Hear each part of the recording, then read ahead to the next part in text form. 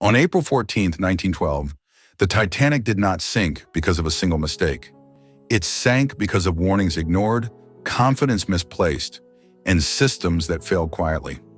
In this documentary, we follow the story step by step, from the iceberg messages sent before the collision to the speed and course decisions that shaped the night.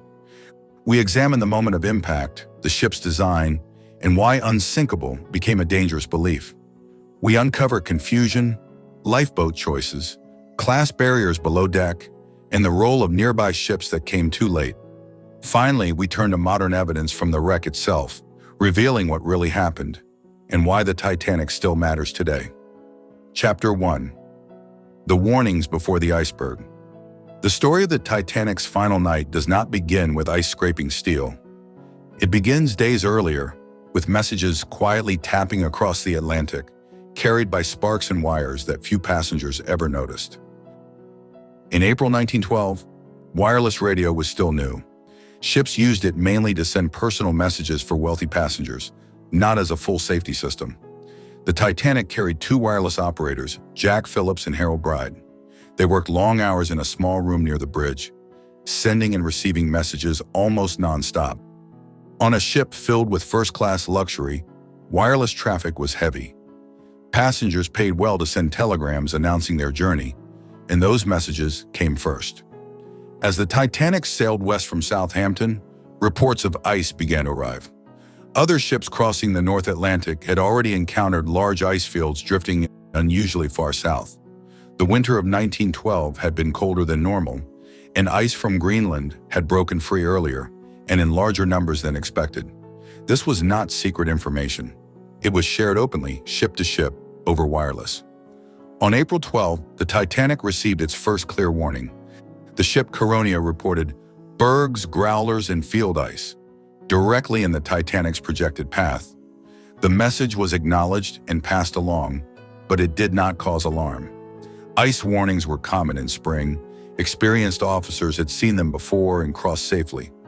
More warnings followed the next day. The Baltic sent word of large icebergs and heavy pack ice. This message was shown to Captain Edward Smith himself. He reportedly placed it in his pocket. The course was adjusted slightly south, a routine change meant to add distance from known ice areas.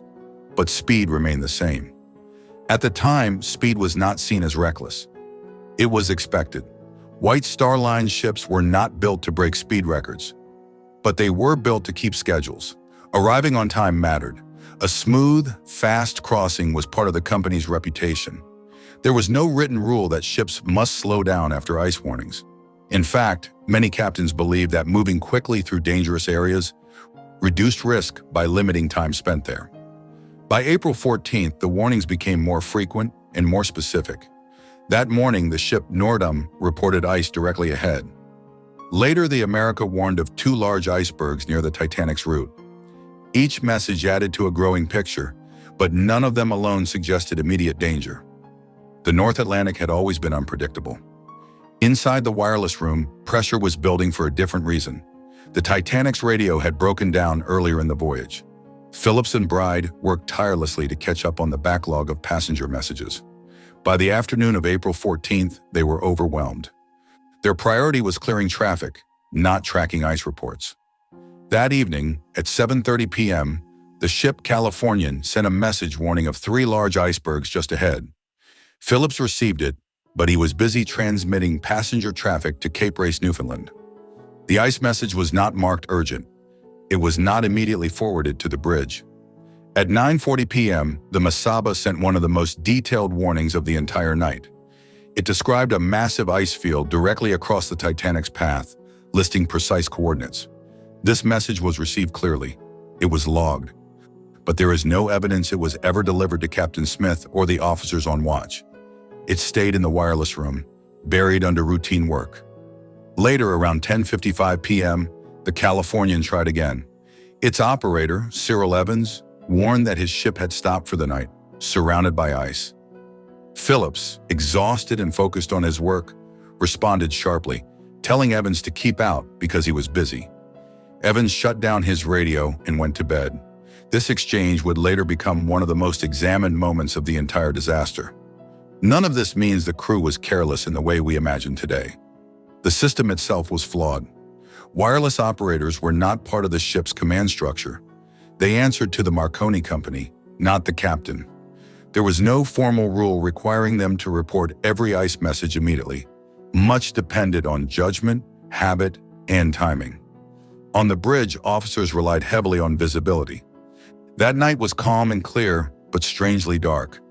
There was no moon. The sea was flat, without waves breaking against icebergs to reveal their presence. Lookouts strained their eyes, unaware that multiple warnings had described ice directly ahead. By the time Titanic entered the most dangerous zone, no single person held the full picture. The captain had seen some warnings, but not all. The officers knew ice was possible, but not how dense it had become. The wireless room had critical information, but no system to elevate it above routine traffic. This is where the idea of inevitability begins to fall apart. The disaster was not caused by ignorance, but by fragmentation. Information existed, but it was scattered across people, rooms, and assumptions that had worked safely for decades. As the Titanic moved forward into the night, its engines steady, its passengers relaxed. The danger was already mapped out in invisible coordinates and unfinished messages. The iceberg had not yet appeared, but the conditions that made it deadly were already in place. This part of the story ends not with impact, but with motion. A great ship moving confidently ahead, guided by experience, tradition, and incomplete knowledge. In the next part, we will follow how those choices shaped the ship's speed and course as it entered the final hours before collision. Chapter 2. The Fatal Course and Speed Decisions. The Titanic did not drift into danger by accident. It sailed toward it with confidence, following rules that had worked many times before. By the afternoon of April 14, 1912, the ship was deep into the North Atlantic shipping lanes. These routes were well known, carefully planned, and used by dozens of ships every week. Captains trusted them. Ice was a seasonal risk, but it was considered manageable. For decades, ships had crossed these waters using experience, lookout crews, and clear weather as their main defenses. Captain Edward Smith was one of the most respected captains at sea. He had spent nearly 40 years sailing the Atlantic. This voyage was expected to be his last before retirement. Nothing in his career suggested recklessness. In fact, many described him as calm and cautious. That reputation is important because it explains why his decisions that night did not feel dangerous to him or his officers. The Titanic was traveling at about 22 knots, close to its top cruising speed. To modern ears, that sounds alarming given the ice warnings. But in 1912, slowing down was not standard practice unless ice was directly visible. Most captains believed speed gave them control. Faster ships responded better to steering commands and spent less time in hazardous areas. There was also quiet pressure from the industry itself. Shipping companies competed on comfort, reliability, and schedule. White Star Line did not advertise speed records, but arriving early or on time was still a sign of success. Passengers expected a smooth crossing. Delays were seen as failures, even when caused by caution. Testimony from the British and American inquiry shows that officers on watch believed they were operating safely. Second Officer Charles Lightoller later explained that ice warnings made them more alert, not more fearful. Lookouts were posted, extra eyes were on duty. The assumption was simple. If ice appeared, it would be seen in time. That assumption depended heavily on visibility. The night of April 14th was unusually calm. There was no wind. The sea was flat, like glass. Normally, waves breaking against icebergs create white foam that can be seen from far away. That night, there was no foam. Icebergs blended into the dark horizon. Despite this, speed was not reduced. Inquiry records show that no officer suggested slowing down. This was not because they ignored danger, but because maritime culture did not demand it. Ice warnings were seen as advisory, not urgent commands. The ship's course had been adjusted slightly south earlier that day, a small but deliberate change meant to avoid the worst ice fields. This adjustment later became a key point in investigations. Some critics argued it was not enough. Others noted that even the adjusted route still passed through known ice regions during peak iceberg season. Navigation in 1912 relied on dead reckoning and celestial fixes. There was no radar, no sonar. Position estimates could be off by several miles. This uncertainty meant that officers could not be sure exactly where reported ice was located relative to their ship. They trusted their experience to fill in the gaps. Captain Smith retired to his cabin around 9:20 p.m., leaving instructions to be notified if conditions changed. This was normal. Senior officers remained on the bridge. The ship continued forward, steady and confident. From a modern perspective, the combination of speed, darkness, and ice warnings feels like a clear warning sign. But hindsight reshapes judgment. At the time, nothing about Titanic's behavior stood out as extreme. Many ships that night sailed at similar speeds. The difference was not attitude, but outcome. This chapter of the story is not about one bad decision. It is about a system that rewarded confidence and treated caution as optional. It is about traditions built during decades of successful crossings, now facing conditions they were never designed to handle. As the Titanic moved deeper into ice-filled waters, it did so believing it was prepared. The crew trusted their eyes. The captain trusted his officers. The industry trusted its ships. All of them trusted that if danger came, they would have time to react. By late evening, that belief would be tested in ways no one on board expected.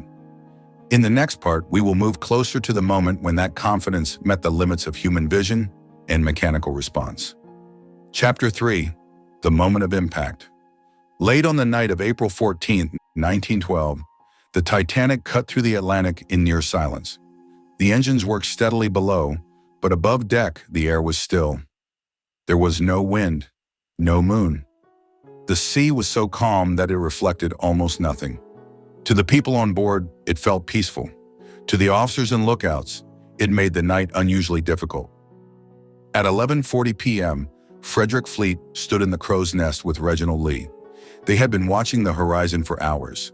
Their eyes were trained forward, scanning for shadows or shapes that did not belong. On most nights, ice revealed itself early. Waves broke against it. Foam appeared. This night offered none of those signs.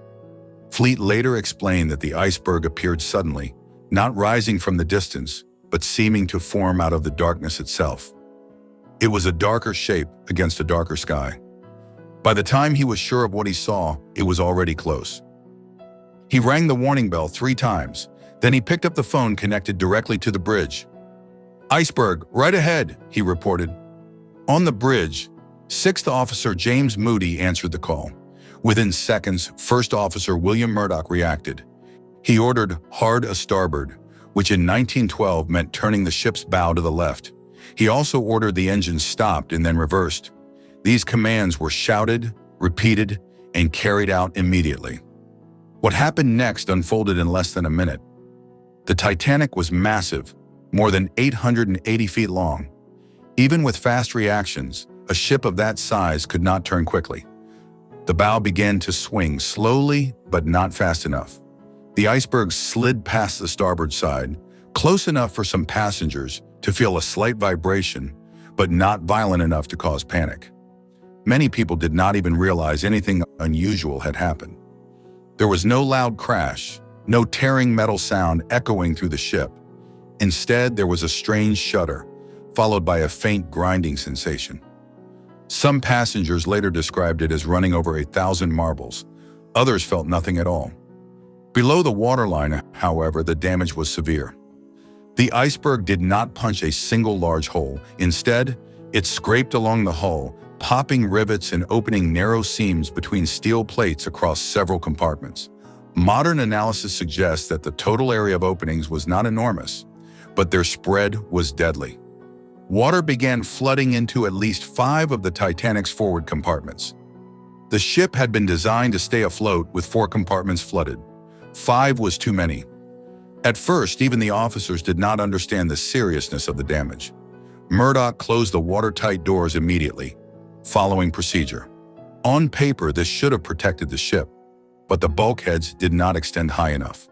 As water filled the forward compartments, it began spilling over into the next ones, slowly but steadily. Captain Edward Smith arrived on the bridge within minutes. He asked a simple question: "What have we struck?" "Iceberg, sir," came the reply. The captain ordered a damage assessment.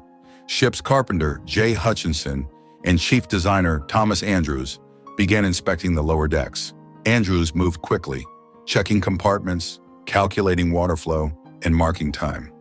What he saw convinced him the ship was doomed. Within about 20 minutes of the collision, Andrews reported back. The Titanic would sink, not immediately, but inevitably. Up on deck, most passengers were unaware of this conclusion. The ship still felt stable. The lights were on, the engines had stopped, but that alone was not alarming. Some people went back to sleep. Others gathered in public rooms, curious but calm. This disconnect between appearance and reality is one of the most important parts of the impact story. The Titanic did not behave like a dying ship. It behaved like a wounded one that still looked strong. Survivor testimony from both inquiries shows that many people underestimated what had happened because the damage was invisible. There was no listing at first, no rush of water in public spaces. The design that made the ship seem safe also delayed the sense of danger. Later debates would focus heavily on the moment of impact. Some questioned whether Murdoch should have tried to turn at all. Others suggested hitting the iceberg head-on might have caused less damage. Modern simulations show that a direct collision would have crushed the bow, killing many instantly but possibly saving the ship. However, this is not a decision any officer would reasonably make in real time. Murdoch reacted according to training. Avoid collision, protect passengers, save the ship. His actions matched standard practice of the era. The real problem was not the turn, it was the environment that gave him almost no time. By the time the iceberg was visible, the Titanic was already too close. Speed, darkness, calm seas, and limited lookout tools all came together in that single moment. The margin for error had disappeared long before the bell rang. As water continued to rise below, orders began quietly shifting above. Covers were removed from lifeboats. Crew members were called to stations. Still, there was no panic, just confusion mixed with disbelief. The impact itself was over. The consequences were only beginning. Chapter 4: Design, Engineering, and the Myth of Unsinkable. Long before the Titanic ever touched the sea, its story was shaped in quiet rooms filled with drawings, measurements, and confident assumptions. The ship was born in an age that believed deeply in progress. Steel, steam, and engineering were seen not just as tools, but as proof that human skill could overcome nature. The Titanic was built at the Harland and Wolff shipyard in Belfast. Construction began in 1909, and from the start, it was meant to impress. It was enormous, carefully designed, and packed with features that symbolized modern safety. At the center of that reputation was a phrase that would later haunt history. The ship was widely described as practically unsinkable. That phrase did not come from arrogance alone. It came from design. The Titanic was divided into 16 watertight compartments, separated by steel bulkheads. Each compartment had doors that could be closed remotely from the bridge. If water entered one section, the doors would seal it off, keeping the rest of the ship dry. On paper, this was a powerful idea. The ship could float with up to 4 compartments flooded. Engineers believed this gave them a wide safety margin.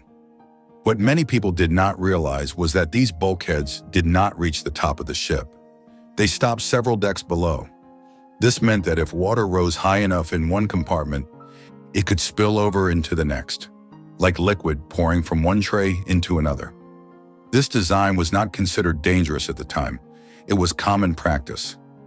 The Titanic's hull was built with steel plates held together by rivets. In most places, the rivets were made of strong steel, but in some areas, especially near the bow, iron rivets were used instead. This was not unusual in 1912. Iron rivets were easier to work with in tight spaces. No one believed they posed a serious risk. Decades later, scientists would recover pieces of the Titanic's hull and rivets from the ocean floor. Metallurgical tests showed that some of the iron rivets contained slag, making them more brittle in cold temperatures. This did not mean the ship was poorly built by the standards of its time. It meant those standards had limits that were not yet understood. The steel itself also became part of later debate.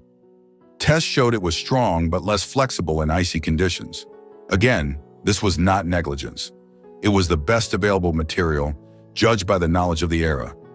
Perhaps the most misunderstood part of Titanic's design was how its safety features shaped behavior. Because the ship was considered highly resistant to sinking, certain risks felt smaller. Lifeboat regulations were based on tonnage, not passenger count.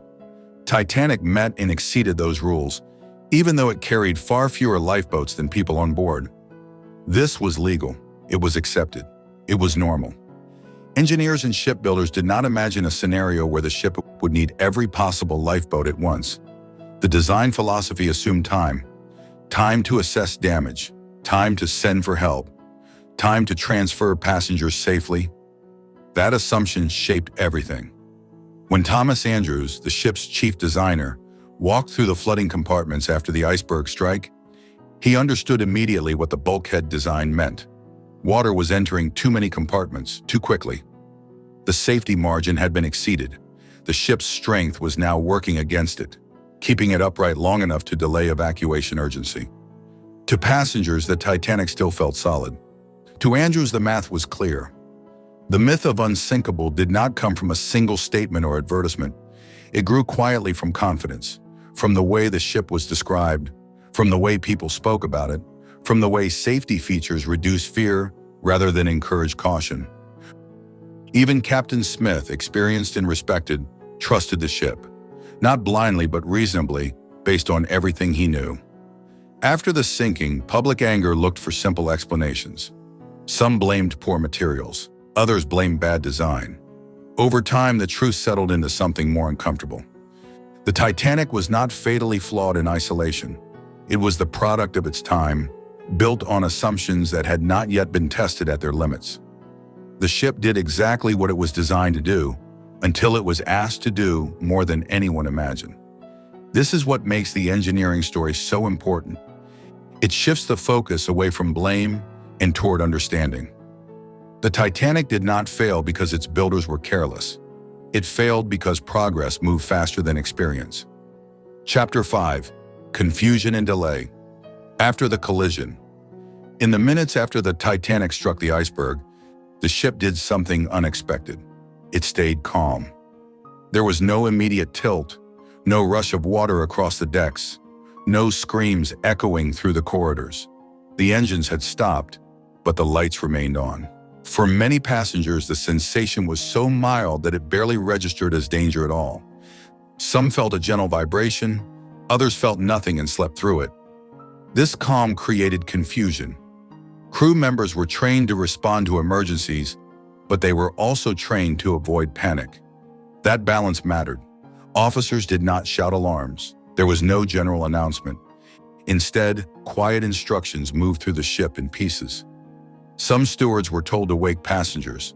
Others were told to wait. Captain Edward Smith moved quickly between the bridge and reports from below. He relied on Thomas Andrews to assess the damage. When Andrews concluded the ship would sink, the reality was grim, but not dramatic. The sinking would be slow, likely over 2 hours. That meant time, but only if it was used well. The problem was that no one wanted to believe it.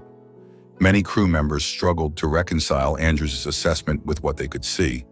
The decks were level. The ship felt strong. Even as water filled the forward compartments, the change above deck was subtle. The Titanic's design masked the danger. This delay in belief led to a delay in action.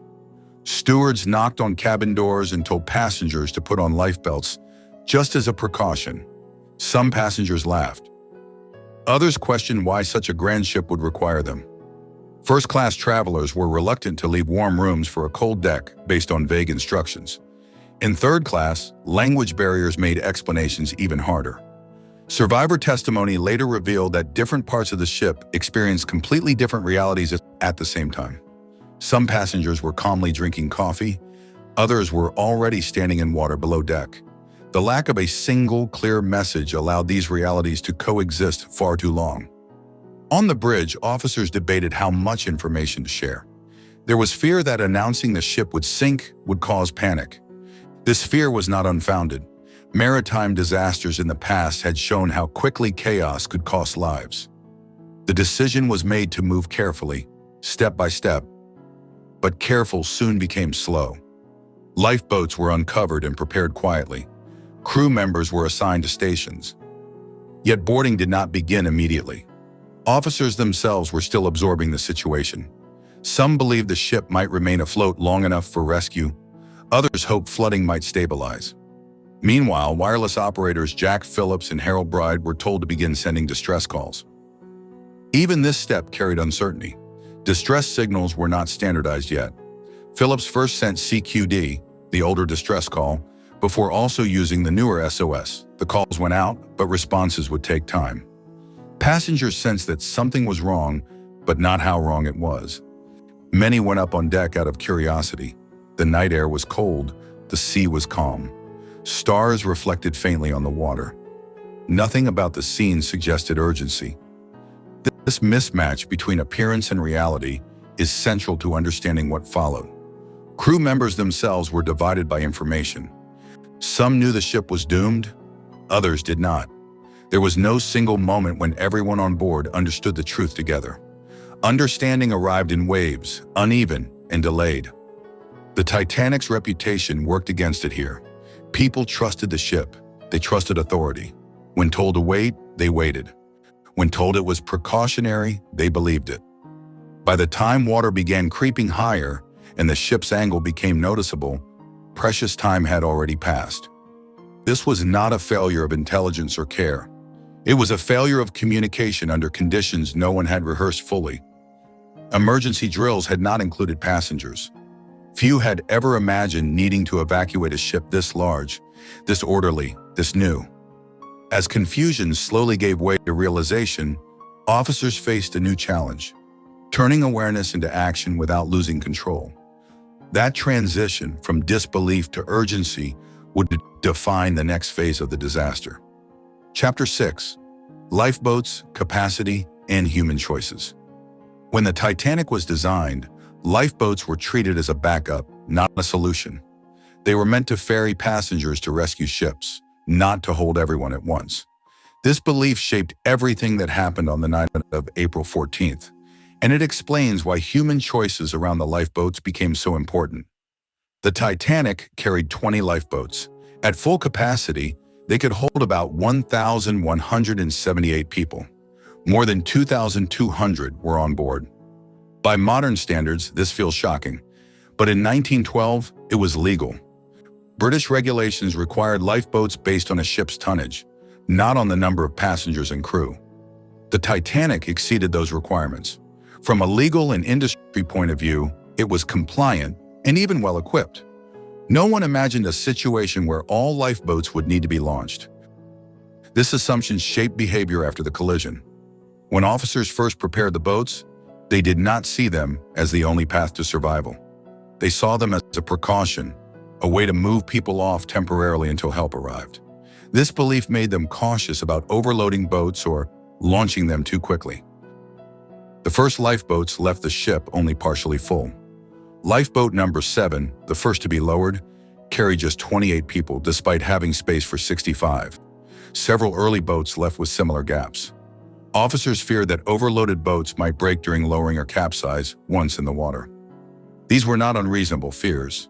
Lifeboat drills with full loads had rarely been performed. Another powerful force shaping decisions was order. Captain Smith and the officers wanted a calm evacuation. Panic was seen as the greatest danger.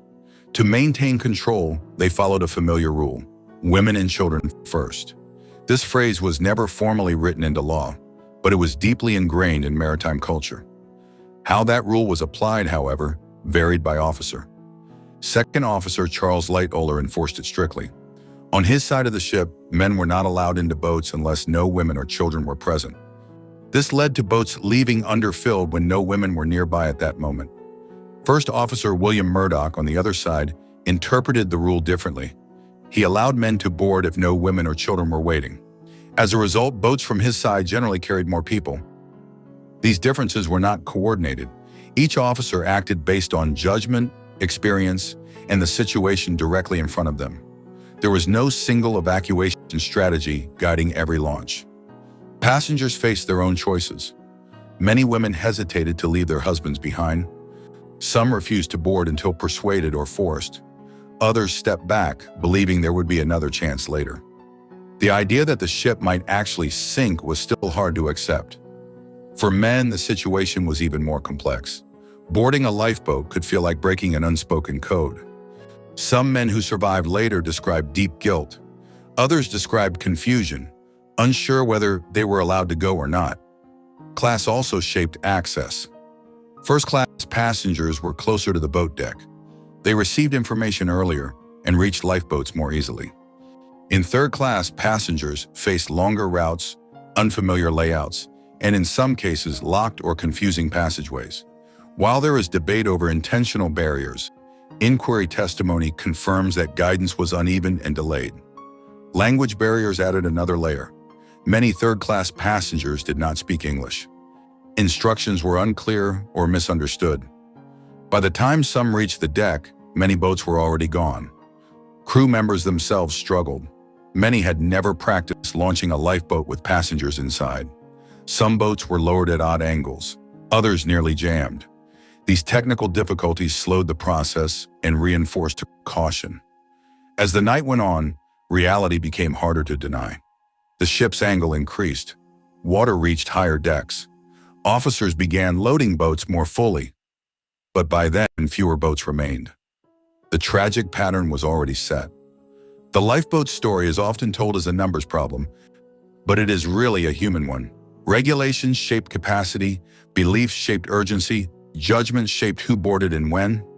No single choice doomed the evacuation, but together they determined its outcome. Chapter 7: Class, Access, and the Reality Below Deck. The Titanic was not just a ship.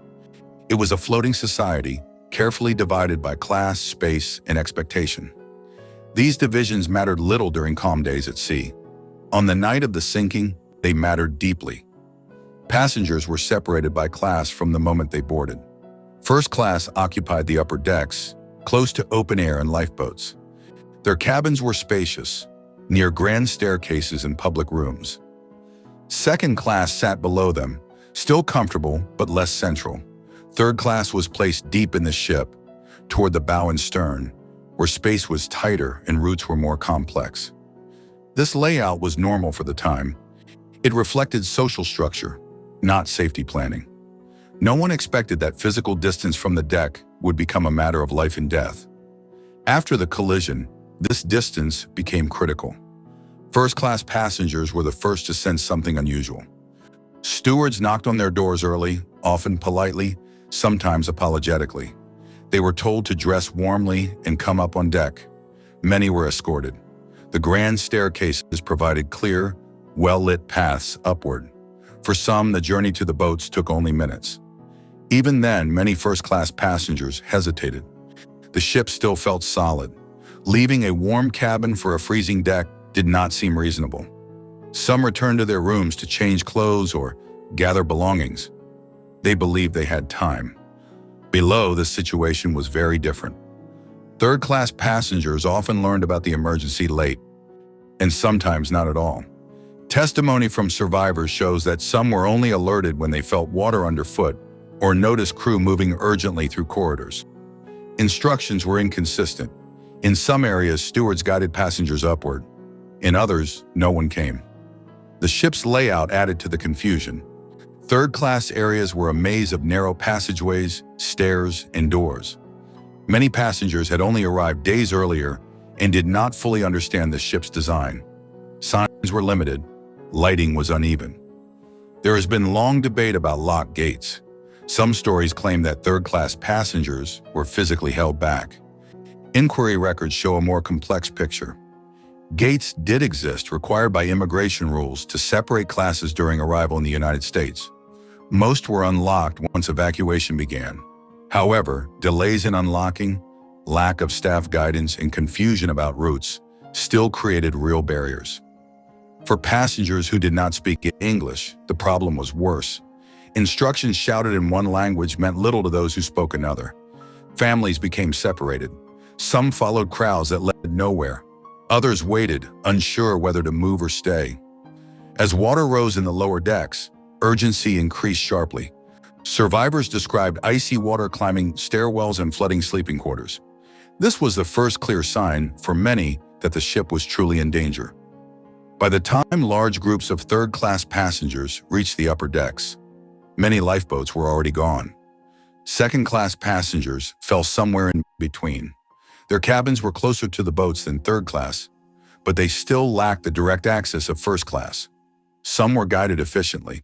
Others were delayed by uncertainty and mixed messages.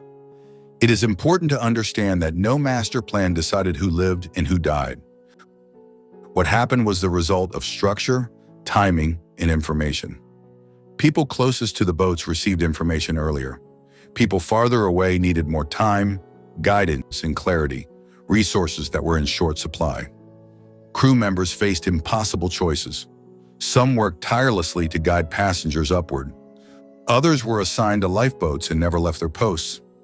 Many died doing exactly what they had been trained to do. Survival statistics reflect these realities. A much higher percentage of first-class women and children survived compared to those in third class. This was not because of a written rule, but because of access and time. As the ship's angle increased, the decks grew more crowded. Differences in class blurred as fear and urgency spread. People who had never spoken before stood side by side in the cold. But by then, options were narrowing fast. The story of class on the Titanic is often told in simple moral terms. The reality is quieter and harder to accept. The ship was built to reflect a social order. When disaster struck, that order shaped movement, communication, and opportunity. Chapter 8. The Role of Nearby Ships. On the night the Titanic sank, it was not alone in the North Atlantic. Several ships were within range. Some were close enough to see lights on the horizon. Others were far away but connected by wireless signals cutting through the darkness. The tragedy was not shaped only by what happened on board the Titanic, but also by what happened or failed to happen around it. The first and most important connection was wireless radio. By 1912, radio had begun to change life at sea, but it was still unevenly used. Ships were not required to keep radios staffed at all hours. Operators worked long shifts, often alone. Procedures varied from ship to ship. When the Titanic's wireless operators began sending distress calls shortly after midnight, the message traveled quickly. The signal CQD, followed by the newer SOS, was picked up by multiple ships. Some responded immediately, others never heard it at all. The closest ship to Titanic that night was the SS Californian. It was less than 20 miles away. Earlier in the evening, the Californian had stopped for the night because it was surrounded by ice. Its captain, Stanley Lord, did not want to risk moving forward in the dark. At around 10:30 p.m., the ship's sole wireless operator shut down his radio and went to sleep. This was normal practice. There was no rule requiring 24-hour monitoring. This single decision would later become one of the most controversial details of the entire disaster. Around midnight, crew members aboard the Californian noticed lights on the horizon. They saw rockets fired into the sky. These rockets were white, not red, and their meaning was unclear. Rockets were sometimes used for communication or celebration, not only distress. The officers on watch discussed what they were seeing, but no urgent action was taken. Captain Lord was informed. He asked questions, but he did not wake the wireless operator. He did not attempt to break through the ice to investigate. From his perspective, the situation was ambiguous. The ship he saw did not appear to be sinking. Its lights were steady. Its movement was slow but controlled. On the Titanic, rockets were being fired at regular intervals. Officers believed that they were clear distress signals. To them, help felt close. They assumed someone was coming. This mismatch in interpretation would later define public outrage.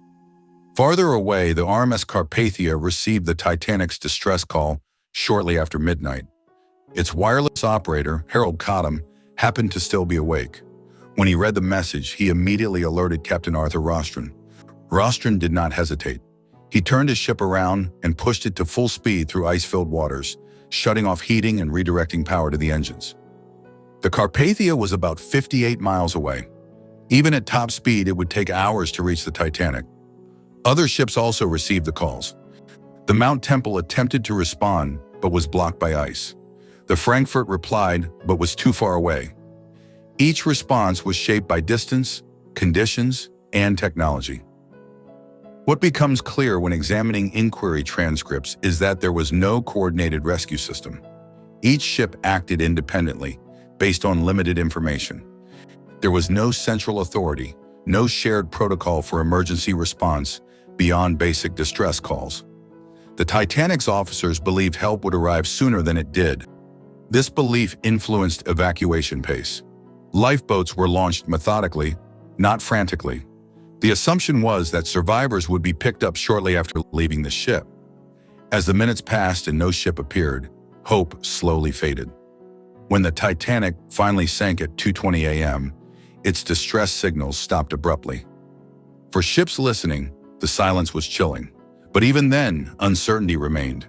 Wireless communication was fragile. Silence did not always mean disaster. The Carpathia arrived around 4 a.m. It found lifeboats scattered across a dark, empty sea. No ship, no lights. Only survivors calling out. The Californian arrived hours later. In the aftermath, inquiries in both the United States and Britain examined the role of nearby ships in detail. Testimony was conflicting. Distances were debated. Rocket colors were argued over. Memory blurred under pressure. The conclusions were cautious. The Californian was criticized for not acting more decisively. But it was also acknowledged that standards were unclear and expectations had not been defined. The tragedy exposed a system that relied too heavily on individual judgment during moments that demanded certainty. This part of the story shows how the Titanic disaster extended beyond one ship. It was a failure of coordination, communication, and shared understanding. Technology existed, but rules had not caught up with it. Chapter 9. The ship's final breakup. For many years after the Titanic sank, one question refused to settle. Did the ship break apart before it disappeared beneath the sea, or did it sink whole? On the night of the disaster, survivors gave conflicting accounts. Some insisted they saw the ship snap in two. Others were just as certain it went down intact. Early investigations chose one version over the other, and for decades that choice shaped public understanding. In the official British and American inquiries held in 1912, the conclusion was clear. The Titanic was said to have sunk in one piece. Testimony that suggested a breakup was largely dismissed. Investigators believed the ship was too strong, too well built to fracture under its own weight. Survivors who claimed otherwise were often described as mistaken, confused by darkness, fear, or distance. This decision mattered. Once written into official records, the intact sinking became accepted truth. But even in 1912, the doubts never fully disappeared. Several survivors, including Jack Thayer and Charles Lightoller, described dramatic structural changes in the ship's final moments. Thayer spoke of the ship lifting steeply, then suddenly collapsing. Others recalled hearing loud cracking sounds, different from the earlier noise of flooding or machinery. These accounts were not identical, but they shared a common theme. Something violent happened at the end. For decades, there was no way to test these claims. The wreck lay more than 2 miles beneath the surface, beyond the reach of technology. Historians could only rely on testimony, engineering theory, and imagination. That changed in 1985. When Robert Ballard and his team discovered the Titanic wreck, one detail immediately stood out. The ship was not in one piece. The bow and stern lay separated by more than 600 meters, with a wide debris field scattered between them. This discovery forced a rewrite of history. The breakup had happened. The only remaining question was how. Modern analysis suggests that as water flooded the forward compartments, the bow became increasingly heavy. The stern, still buoyant, was pulled upward. This created extreme stress at the middle of the ship, near the third funnel. Steel ships are strong, but they are not flexible in the way many imagine. As the angle increased, the Titanic's structure was pushed beyond its limits. Internal supports failed. The keel fractured. The ship broke apart. This process likely happened quickly, but not instantly. Survivors described the ship's lights flickering, then going out. That moment, often remembered as sudden darkness, matches what engineers now believe happened when electrical systems failed during the breakup. The bow, filled with water, sank rapidly. The stern fell back briefly, then rose again before following. Importantly, this was not an explosion. There was no blast tearing the ship apart. It was a structural failure, driven by gravity, water, and time. Why then were early investigators so confident the ship had sunk whole? Part of the answer lies in assumptions. At the time, no one had seen a ship of that size break in half during a sinking. It seemed unlikely. Another part lies in testimony management. Investigators favored consistent, authoritative voices over fragmented survivor memories. There was also discomfort with the idea. A ship breaking apart felt chaotic, uncontrolled. It challenged the belief that even in disaster, order remained. When the wreck was found, some still resisted the conclusion. Early images were grainy. Skeptics argued that the ship might have broken after hitting the ocean floor. Further expeditions proved otherwise. The debris patterns showed that breakup occurred at the surface. Later dives revealed bent steel, torn seams, and structural damage consistent with surface fracture, not deep-sea impact. This shift in understanding highlights an important theme in the Titanic story. Truth did not arrive all at once. It emerged slowly, shaped by technology, evidence, and the willingness to revisit old conclusions. The breakup also explains many survivor accounts that once seemed exaggerated or contradictory. It clarifies why debris spread so widely. It explains the sudden rush of people into the water. It adds a final violent chapter to the ship's end. Yet even with this clarity, some details remain debated. Exactly where the ship broke, how quickly it happened, whether the stern fully righted itself before sinking. These questions continue to be studied using computer models and wreck analysis. This part of the story ends with the Titanic no longer a single ship, but two massive sections sinking into darkness, carrying with them answers that would remain hidden for decades. Chapter 10. What the evidence tells us today. More than a century after the Titanic sank, the story is still changing. Not because the facts are being rewritten, but because new evidence keeps filling the gaps left by darkness, distance, and time.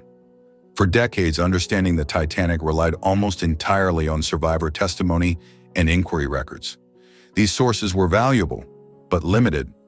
Memory is fragile, especially under trauma. Official investigations were shaped by the knowledge and assumptions of their era. Many conclusions were reasonable at the time, yet incomplete. Everything shifted once the wreck was found. Since 1985, dozens of expeditions have mapped, photographed, and analyzed the Titanic on the ocean floor. High-resolution imaging, remotely operated vehicles, and sonar mapping have revealed details that were impossible to imagine in 1912. The ship's remains became a silent archive. One of the most important findings is how closely the wreck matches modern engineering reconstructions. The damage pattern along the bow supports the idea of a long, narrow breach, rather than a single, massive hole. This confirms why the ship flooded slowly but relentlessly. It also explains why early assessments underestimated the danger. The wreck has also clarified the breakup debate. The separation of the bow and stern, combined with the debris field between them, confirms that the ship broke apart at the surface. Items scattered across the seabed show that the breakup occurred while the ship was still above water, not after impact with the ocean floor. These findings have helped resolve arguments that lasted generations. Other discoveries are quieter, but just as meaningful. The condition of lifeboat davits shows which boats were launched and which were not. The placement of personal objects reveals how passengers moved during the final minutes. Shoes found in pairs suggest where people entered the water. Each detail adds context, not drama. Perhaps most striking is what the wreck does not show. There is no evidence of explosions, no signs of massive internal failure beyond structural stress. This reinforces the understanding that the Titanic's end was not sudden chaos, but a gradual collapse driven by physics and time. Modern computer simulations have taken this evidence further. By combining ship blueprints, survivor timelines, and wreck data, researchers can recreate the sinking minute by minute. These models show that once 5 compartments were breached, the outcome was unavoidable. No course correction, no pumping system, No emergency action could have saved the ship. This matters because it reframes responsibility. The Titanic did not sink because of one bad decision or one careless person. It sank because multiple small assumptions lined up perfectly against it. Ice warnings treated as routine. Speed seen as safety, design limits misunderstood, communication systems not fully integrated. Each choice made sense on its own. Together they formed a trap. The evidence also shows how much was learned afterward. Maritime safety changed rapidly. Lifeboat regulations were rewritten. Ships were required to carry enough boats for everyone. Radios became mandatory around the clock. Ice patrols were established in the North Atlantic. These changes were direct responses to what the Titanic revealed. In that sense, the wreck is not just a grave. It is a turning point. Yet even now, not everything is settled. Parts of the wreck are collapsing as bacteria consume the steel. Details will be lost forever. Some questions will never be answered with certainty. Exactly how individuals experience the final moments cannot be fully reconstructed. What remains clear is this: the Titanic story is no longer driven by legend. It is guided by evidence. Each new expedition replaces assumption with measurement. Each recovered detail challenges old myths. The image of the Titanic as simply unsinkable has given way to a more human story, one about confidence, limits, and learning through loss.